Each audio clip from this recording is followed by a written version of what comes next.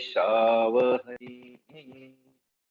ओम शांति शांति शांति।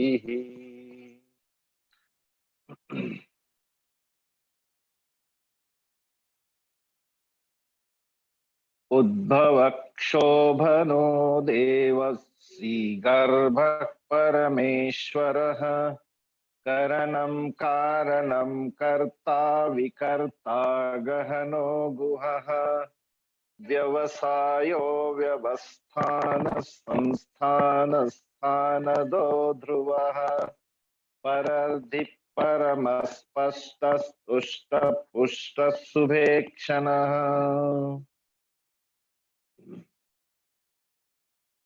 विष्णु सहस्त्र नाम के अनेकों नाम भगवान के,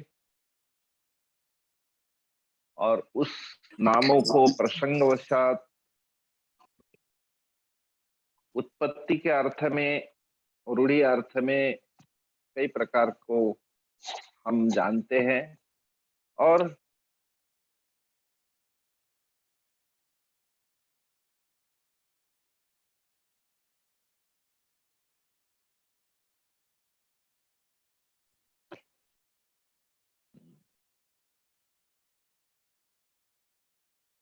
ठीक, तो हम लोगों ने यहाँ तक किया था व्यवसाय।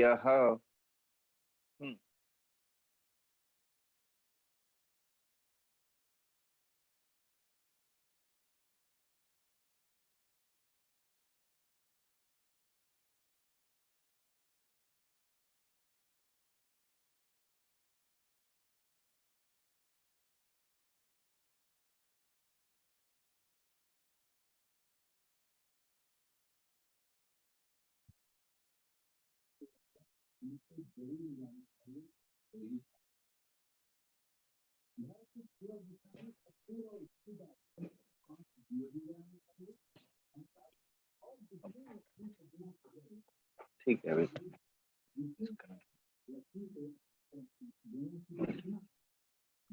व्यवस्थान एक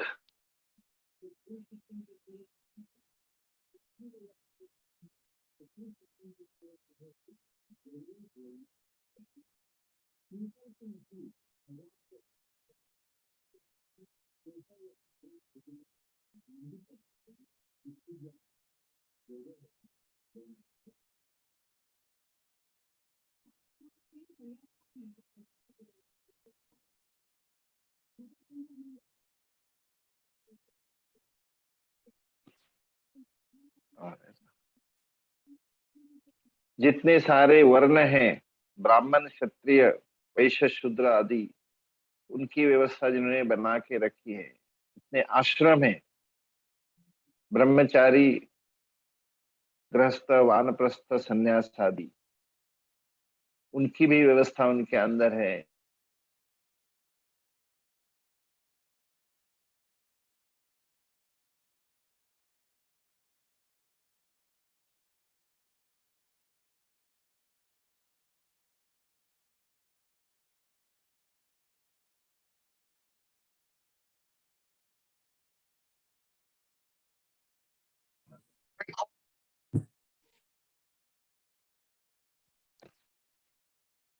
भूतानाम संस्थिति ही संस्थानम, प्राणियों का एकमात्र संस्थान जहाँ पे सारे प्राणी जीव जाकर के इकट्ठा होते हैं। प्रलय काल में सब एक जगह जाकर के स्थित हो जाते। संस्थान उनका एक प्लेस, एक स्थान जहाँ पे रोज स्थिर हो जाते प्रलय काल में। स्थानदः, अपने अपने कर्म के अनुसार जो जीवों को क्या देते हैं, स्थान देते हैं। जैसे कहा कि ध्रुव जो तारा है, उसने स्थिरता का जो एक प्रकार से तपस्या की थी, तो उसको एक प्रकार के एक स्थान दिया गया, तुम जो यहाँ स्थिर हो जाओ। इसलिए उनको कर्मानुसार स्थान देने वाले होने के कारण को स्थानदः, स्थानम ददाति, ध्रुवादीनाम कर्मानुरूपम, जैसे कर्म होता है उसके अनुसार जीवों को स्थान देते हैं। स्थानदः अविनाशित्वा ध्रुवः, जो कभी उनका नाश नहीं होता है इसलिए उनको ध्रुव कहा जाता है। स्थिर, एक जगह। परर्धि ही, जो रिद्धि सिद्धि हम जो कहते हैं नाम, तो रिद्धि, हम्म, परा रिद्धि विभूति अस्य इति। हाँ, तो रिद्धि उसको कहते जो एक प्रकार की विभूति है। जितनी सारे हमको बड़ी बड़ी चीजें दिखती है, सारे इस विश्व के माध्यम से, वो सारी की सारी एक प्रकार की रिद्धि, और वो परा रिद्धि मतलब श्रेष्ठ विभूति भगवान की। इसलिए परा रिद्धि श्रेष्ठ विभूति उनकी। परा शोभा अस्य परमः सर्व उत्कृष्टः वा अनन्याधीन असिद्धत्वात्, उनको किसी के अधीन ने अपने आप में वह सिद्ध है, सर्वश्रेष्ठ है, स्पष्ट है। संविदात्मतया स्पष्ट, इसलिए का परम स्पष्ट, वह ज्ञान स्वरूप होने के कारण स्पष्ट ही, उसके अंदर कोई अस्पष्टता नहीं है। ज्ञान हमेशा स्पष्ट ही रहता है। मैं आंखों से आंखें खोलता हूँ, सामने कोई चीज देखता हूँ तो स्पष्ट दिखाई देती है। कान से कोई भी शब्द होता है, शब्द का ज्ञान मुझे स्पष्ट होता है ना। मनुष्य मतलब मनुष्य ही, जानवर मतलब जानवर ही। ये इसलिए कहा जाता है परम स्पष्ट, वो ज्ञान स्वरूप होने से वो स्पष्ट ही है। परमानंद एक रूपत्वात्, परम आनंद के स्वरूप होने के कारण वह हमेशा एक प्रकार से तुष्ट है। जो अज्ञान वशात, अज्ञान के कारण व्यक्ति कई जगह भटकता रहता है कि इससे तुष्टि मिलेगी, उससे तुष्टि मिलेगी, लेकिन वह हमेशा इस परमानंद स्वरूप का एक स्वरूप होने के कारण क्या है, वह तुष्ट। परमानंद एक रूपत्वा तुष्ट, एकमात्र वही उनका स्वरूप होने के कारण तुष्ट, पुष्ट, अपने आप में परिपूर्ण है। सर्वत्र परिपूर्णत्वात्, कहीं भी उनके बिना स्थान रिक्त नहीं है।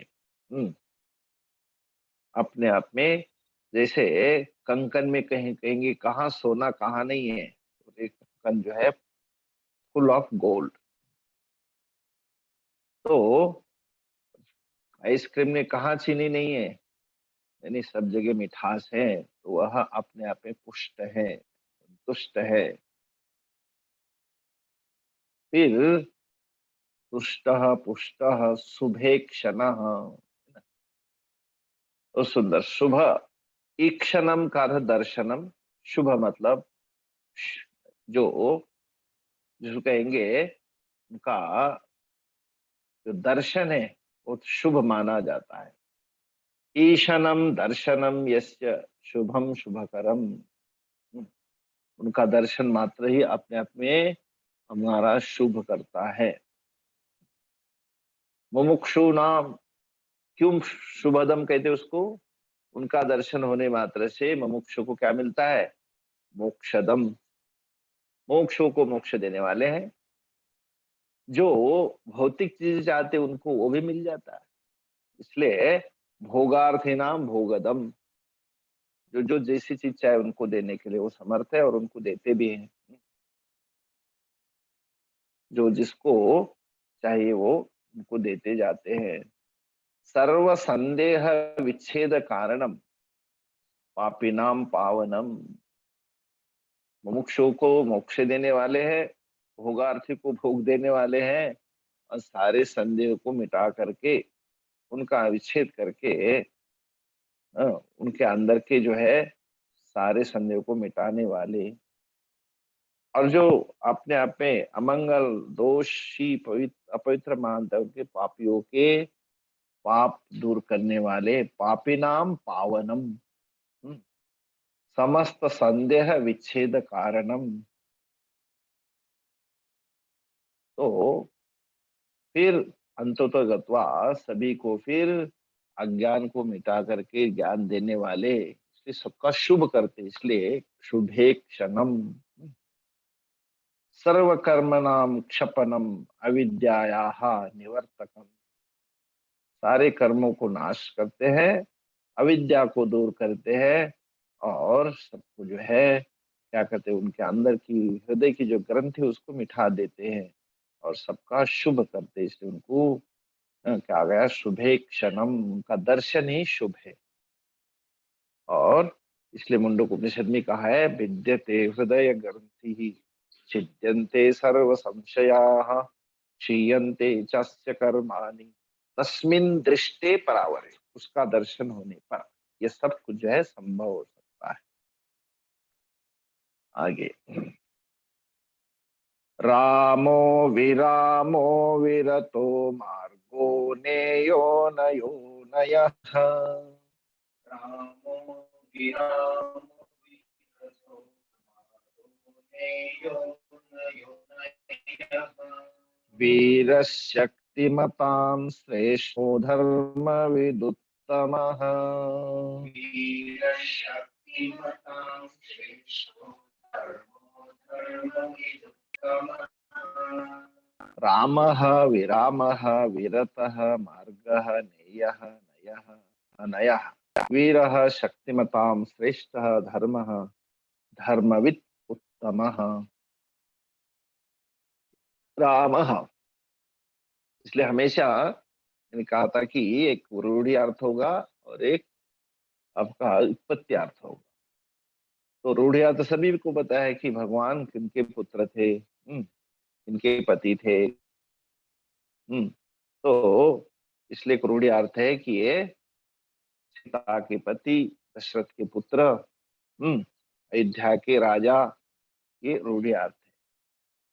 लेकिन उसके अलावा भी अगर उत्पत्ति अर्थ कहते हैं तो कहते हैं नित्य आनंद लक्षण यस्मिन् योगिनः रमन्ते रमन्ते योगिनो यस्मिन् आनंदे चिदात्मनि इति रामपदे नैतत् परम ब्रह्माभिधीयते।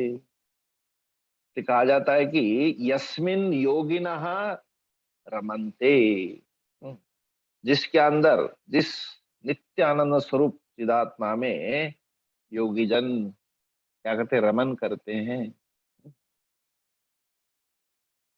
तो ऐसा आनंद स्वरूप नित्यानंदे चिदात्मनि, नित्य आनंद स्वरूप जिसके अंदर योगी जन रमन करते, इसलिए उनको क्या कहा जाता है, राम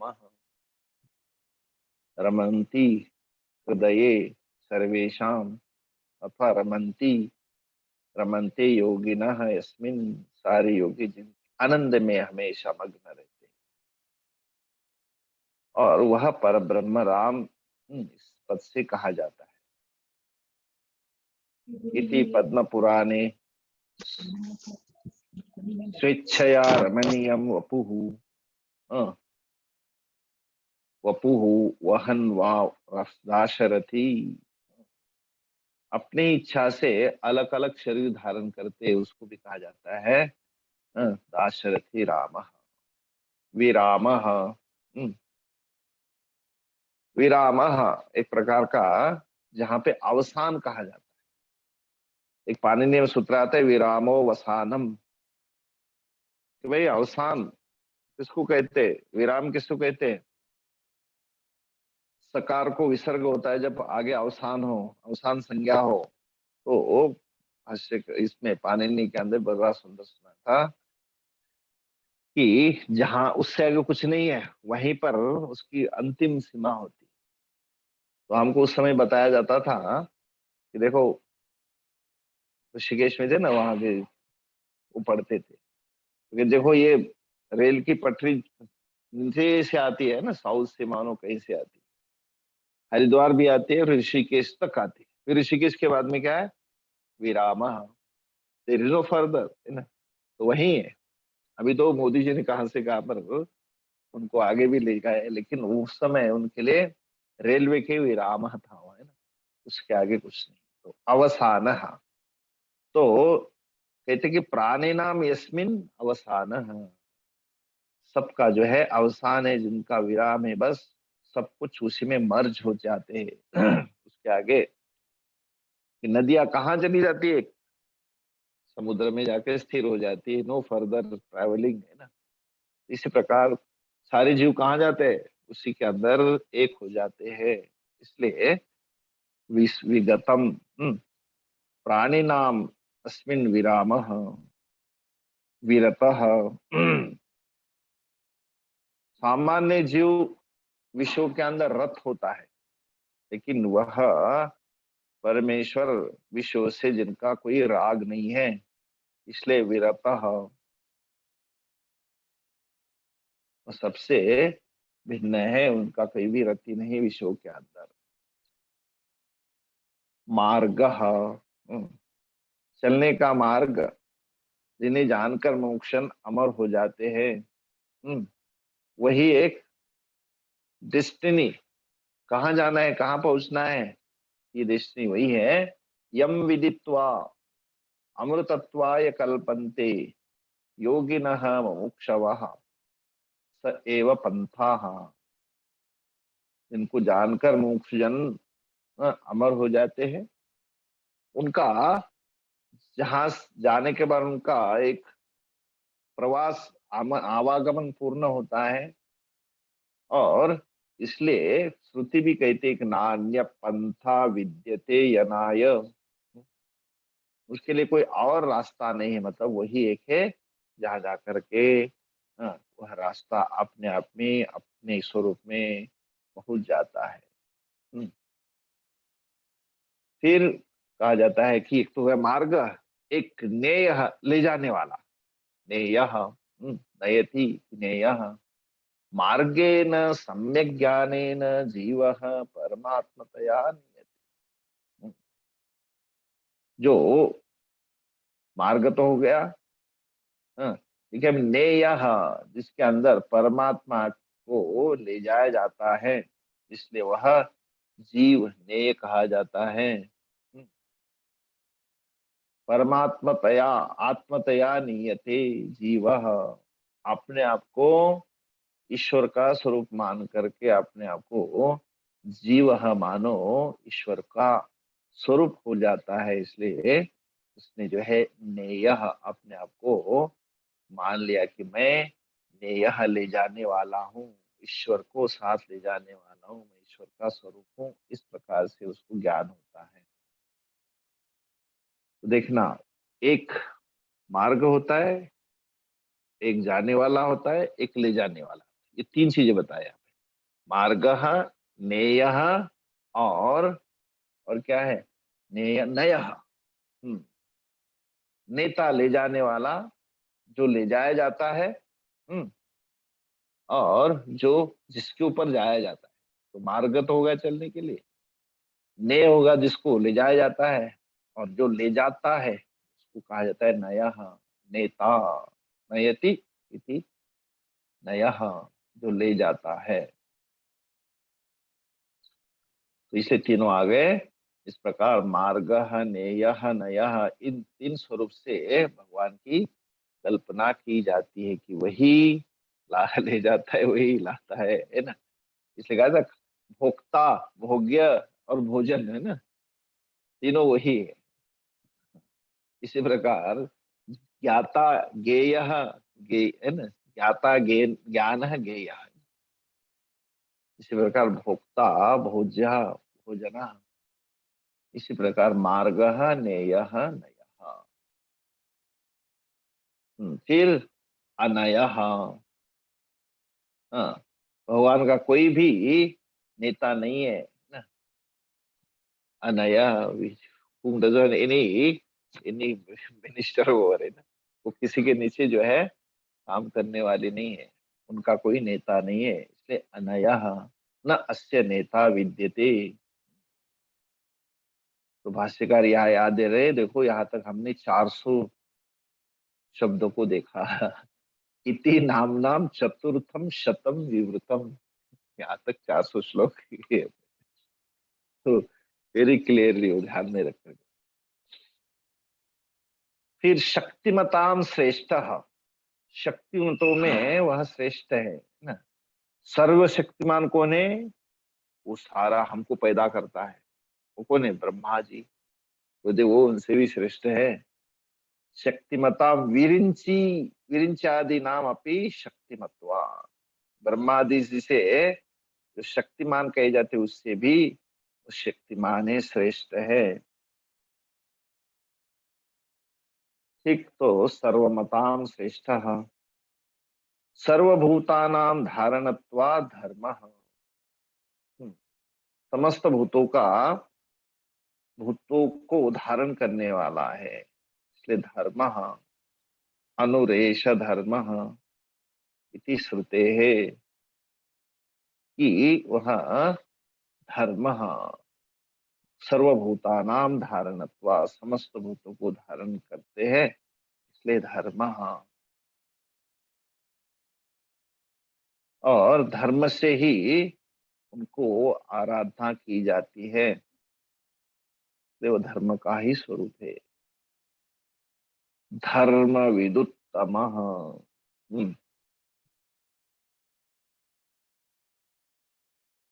तो धर्म विदुत्तम, श्रुतयः स्मृतयः यस्य अज्ञाभूताः स एव सर्वधर्मवित्, अ, धर्मविदाम उत्तमः।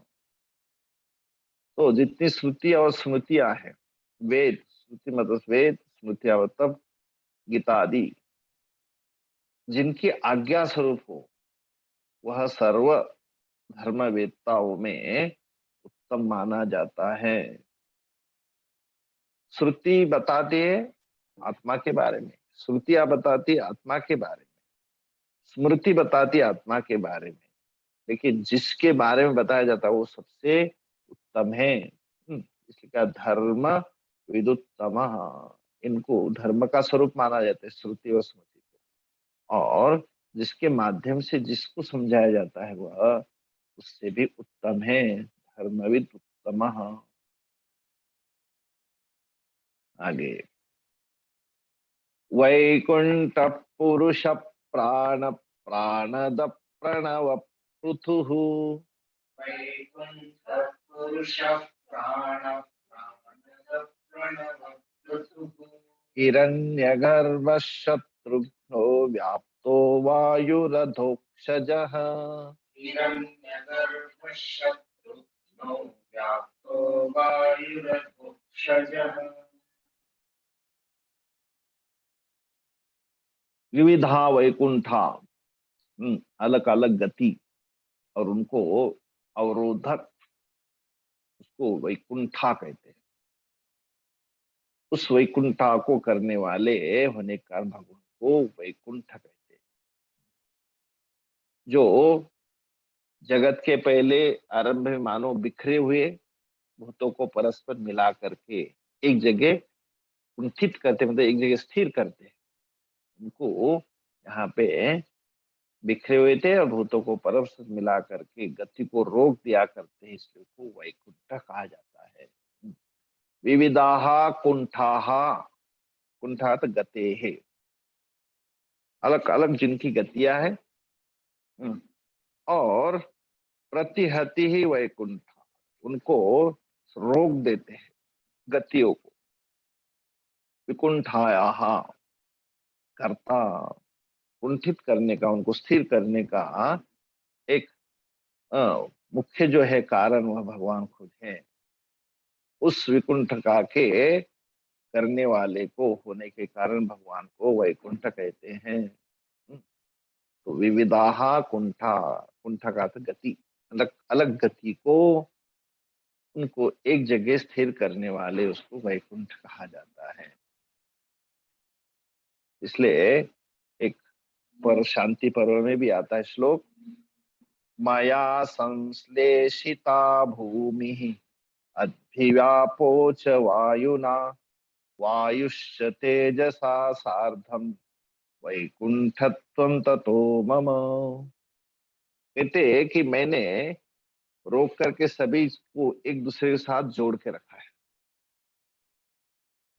शास्त्र में, गीत इसमें श्रुति में बताते, वेद में, तस्माद् वादे तस्मात् आत्मनः, उनसे, आत्म तत्व से क्या हुआ, आकाश संभूतः, आकाश को पैदा किया, आकाशाद वायु, फिर आकाश से वायु के साथ जोड़ दिया, वायु और अग्नि है, वायु से फिर अग्नि को जोड़ दिया, अग्निराप अद्य पृथ्वी, ये पंच महाभूतों को एक साथ जोड़ जोड़ देने का काम।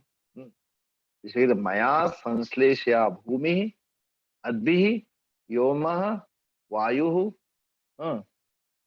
तेजसा, तो इन दो सभी को साथ एक साथ जोड़ने वाला हूं मैं, है ना। तो इसलिए भगवान संश्लेषतेषां गतिम निबध्नाति, उनके गति को एक दूसरे के साथ परस्पर क्या क्या जोड़ दिया, पृथ्वी जल के साथ, आकाश को वायु के साथ, वायु को तेज के साथ, इसलिए मैंने जोड़ दिया, उनको स्थिर किया, इसलिए मुझ में वैकुंठता कही जाती है, इसलिए उसका स्वरूप मैं वैकुंठ हूँ।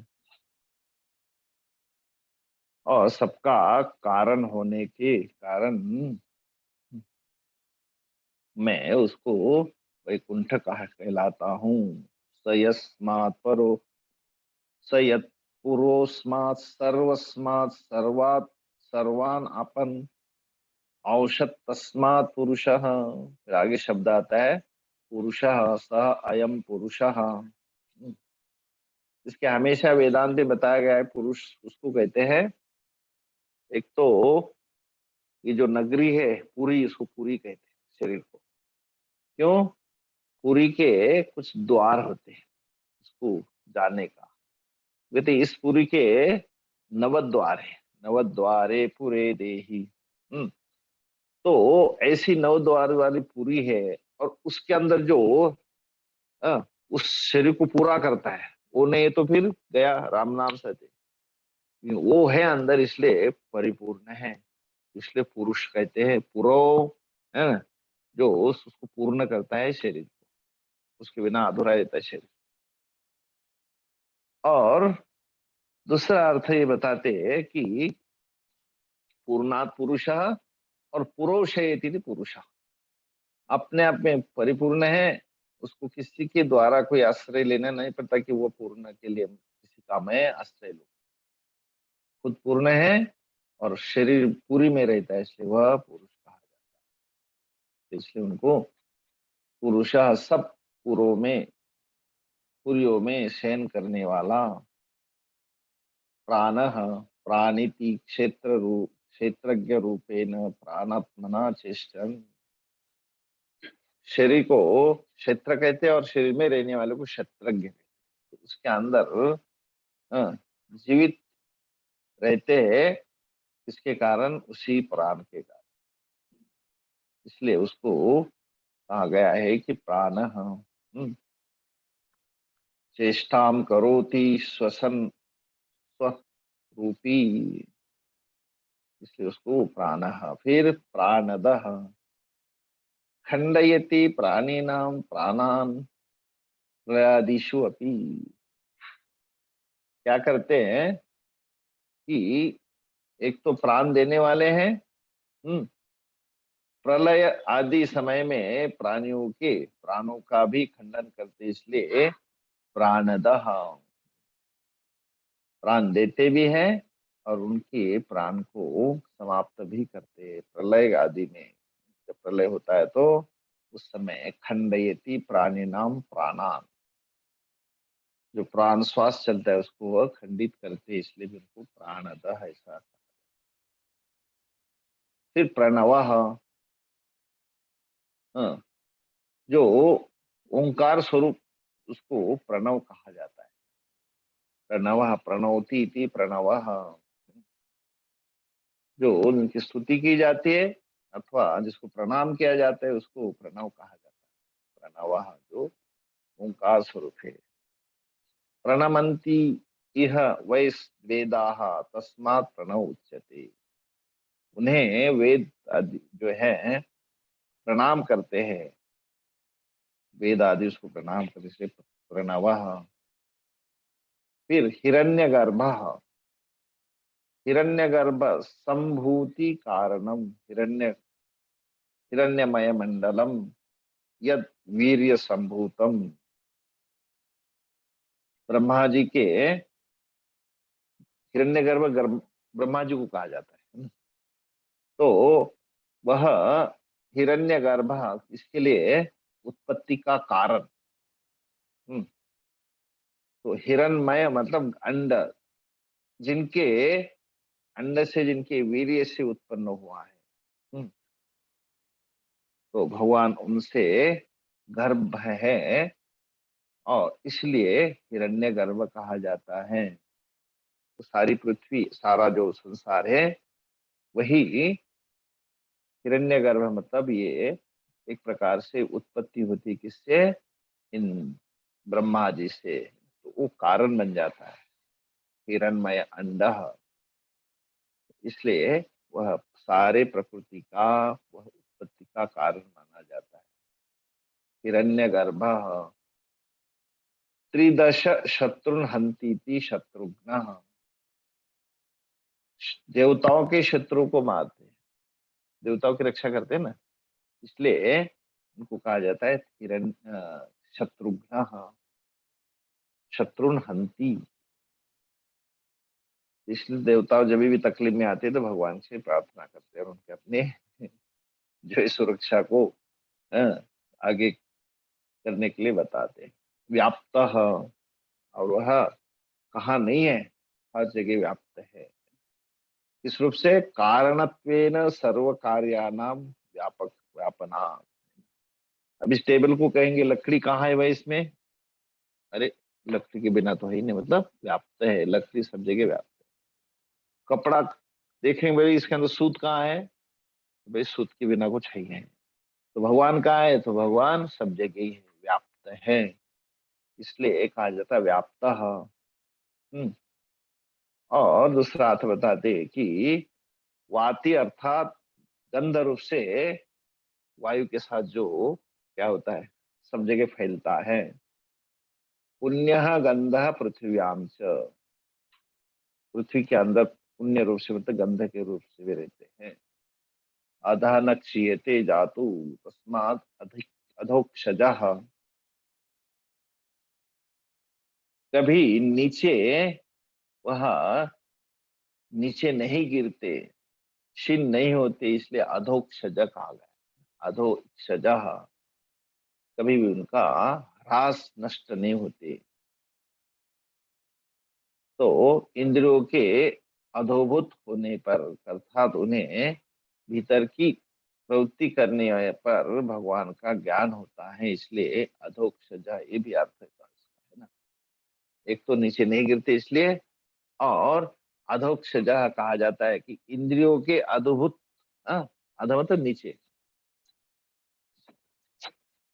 इंद्रियों को अधोभूत होने पर उन्हें भीतर की ओर प्रवृत्त करने का। बाहर घूमते रहेंगे तो जब दुनिया में भटकते रहेंगे, और अंदर की ओर झांकेंगे तो अपने आप ही उस अंतर्यामी परमात्मा का उसको ज्ञान हो सकता है। तो इसलिए उनको कहा अधोभूते प्रत्यक प्रवाहिते अधोगणे जायते। इंद्रियों के अधोभूत होने पर उन्हें भीतर की प्रवृत्त होने का भगवान ज्ञान कराते हैं, इसलिए उनको अधोक्ष कहा गया। अधोक्षज, अध इक्षते जो अंतर देखते। ठीक, 3 श्लोक 7 में बोलते राम नो। यहाँ से व्यवसाय, व्यवसायो व्यवस्थान संस्थान स्थान दो ध्रुव परर्धि परमस्पष्टस्तुष्ट पुष्ट सुवेक्षणः रामो विरजो मार्गो नेयो नयो नयः वीरशक्तिमतां श्रेष्ठो धर्मो धर्मविदुत्तमः वैकुंठ पुरुष प्राण प्राणद प्रणव पृथुः हिरण्यगर्भ शत्रुघ्नो तो वायुरभक्षजः। ॐ पूर्णमदः पूर्णमिदं पूर्णात् पूर्णमुदच्यते पूर्णस्य पूर्णमादाय पूर्णमेवावशिष्यते। ॐ शान्ति। प्रणाम स्वामी।